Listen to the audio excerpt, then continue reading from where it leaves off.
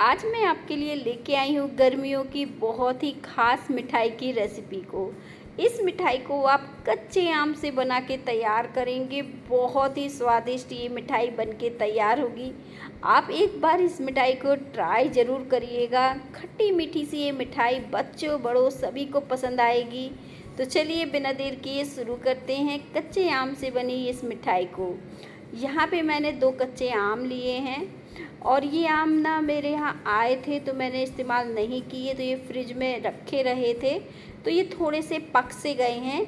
लेकिन कोई बात नहीं, आपके पास अगर इस तरह के आम हो तो आप वो ले सकते हैं या फिर 2 कच्चे आम भी ले सकते हैं।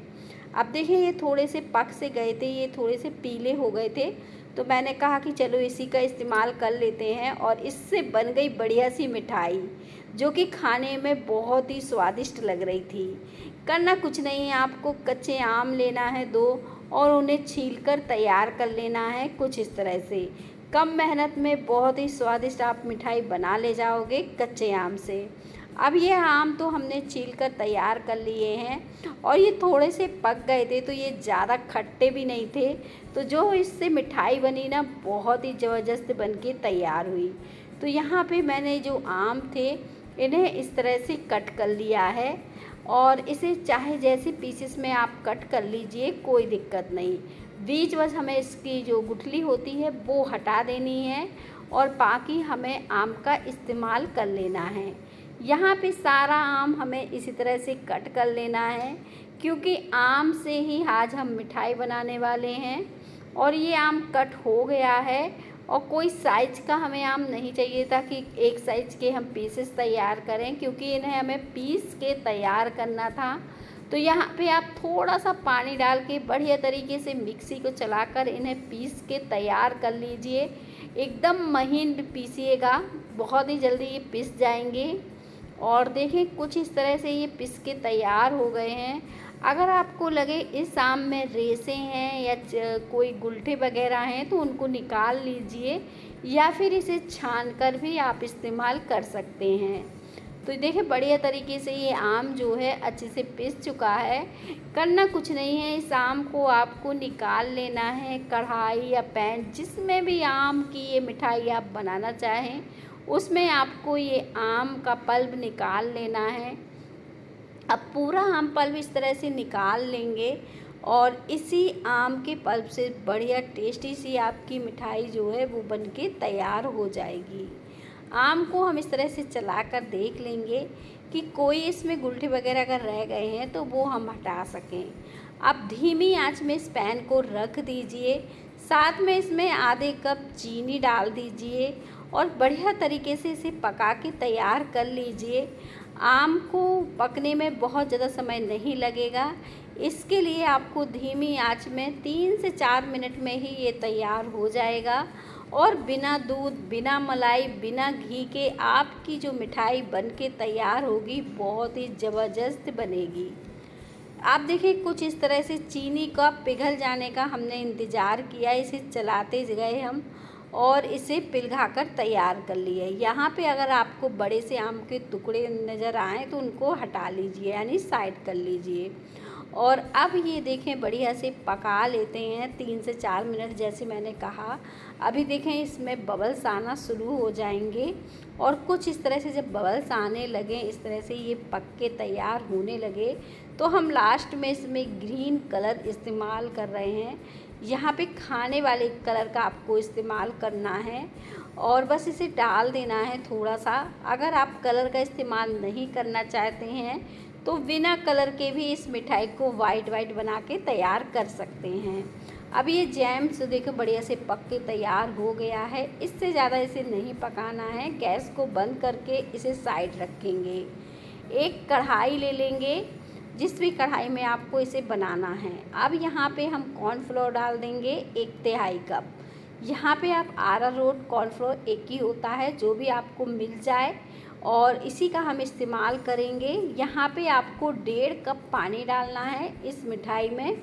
और कॉर्नफ्लोर ना आपको जो यहाँ से आप किराना वगैरह लेते हैं उसी जनरल स्टोर पर आपको ये सब चीज़ें मिल जाती हैं कॉर्नफ्लोर, और बहुत महंगा नहीं आता है। अगर 5 रुपए का लेंगे ना तो भी वो काफ़ी देते हैं। तो बस कम बजट में ही आपकी ये मिठाई बन के तैयार हो जाएगी। अब इसे गैस पे रख दीजिए और इसे इसी तरह से चलाते रहिए। चलाने से क्या होगा, ये जल्दी ही थिक होने शुरू हो जाएगा।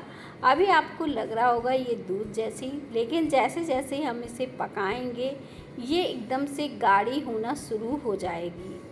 नीचे से जलना नहीं चाहिए, क्योंकि इस मिठाई को हमें लगातार चलाते हुए पकाना रहता है।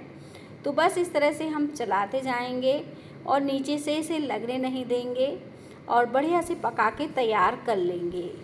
अब देखें, ये बढ़िया से जब तक पकाएंगे जब तक ये ट्रांसपेरेंट सा ना दिखने लगे और बढ़िया से पक के तैयार ना हो जाए। अब कुछ इस तरह से जब इस दिखने लगा तो मैंने यहाँ पे कच्चा आम जो तैयार किया था जैम, इसे मिला दिया है। अब इसे अच्छे से आपको पकाना है। जैसे मैंने बताया, थोड़ा सा ये ट्रांसपेरेंट सा दिखने लगेगा जब अच्छे से पक के तैयार हो जाएगा, और थिकनेस से भी आपको पता चल जाएगा। जब अच्छे से थिक हो जाएगा तो दिखने ही लगेगा। 1 चम्मच हमने यहाँ पे तरबूज के बीज डाले हैं। तरबूज या खरबूज किसी के बीज भी आप इस्तेमाल कर सकते हैं। और बस इस तरह से चलाते जाइएगा और बस 3 से 4 मिनट में जब इस तरह से बबल्स पड़ने लगें तो ये समझ लीजिए ये मिठाई जो है पक के तैयार हो गई है। जब इस तरह से बबल्स पड़ने लगे तो सिर्फ 1 मिनट और हम इसे पकाएंगे और बस गैस को हमें बंद कर देना है और बस तुरंत इस मिठाई को आपको सेट करना है। ये मिठाई बहुत ही जल्दी सेट होती है। तो जल्दी से हम केक टिन को ग्रीस कर लेते हैं। आप किसी थाली में सजाना चाहते हैं तो थाली को भी ग्रीस कर सकते हैं। केक टिन को बढ़िया तरीके से ग्रीस कर लिया है। अब इस मिठाई को निकालने में कोई दिक्कत नहीं होती है, तो मैंने एक बटर पेपर का इस्तेमाल नहीं किया है। थोड़े से तरबूज के बीज थे वो डाल दिए हैं। तरबूज के बीज के अलावा आप यहाँ पे कोई भी ड्राई फ्रूट इस पर डाल सकते हैं या फिर प्लेन भी बना सकते हैं। बढ़िया तरीके से चिकना कर दीजिए। जब ये चिकनी हो जाए तो इसी तरह से इसे छोड़ दीजिए 20 से 25 मिनट के लिए। थोड़ी देर में देखेंगे किनारे अपने आप ही छोड़ देगी और बढ़िया से निकल आएगी। इतनी जल्दी मैंने सोचा भी नहीं था। ये मिठाई बनके तैयार हो गई है। अब इसके पीसेस कट कर लीजिए। तो जैसे पीस आपको पसंद हो वैसे कट कर सकते हैं। मैंने कुछ इस तरह से इसे कट कर लिया है। शानदार आपकी मिठाई बनके तैयार हो गई है और इसका फ्लेवर थोड़ा सा खट्टा मीठा सा है, तो बच्चे बड़े सभी को पसंद आता है। तो ठंडी ठंडी इस मिठाई को खाइए, बहुत ही स्वादिष्ट लगती है। आप चाहो तो लास्ट में थोड़े से ड्राई फ्रूट्स के साथ इसे सजा सकते हो। मैंने कुछ बारीक ड्राई फ्रूट लिए हैं जिसे मैंने चारों तरफ अच्छे से डाल दिया है और यहाँ पे देखें ये तैयार हो गई है। साथ में मैंने इसमें चेरी रख दिया है तो इसमें और भी ज़्यादा जान आ गई है। अब देखिए कितनी ज़्यादा सॉफ्ट मुलायम बढ़िया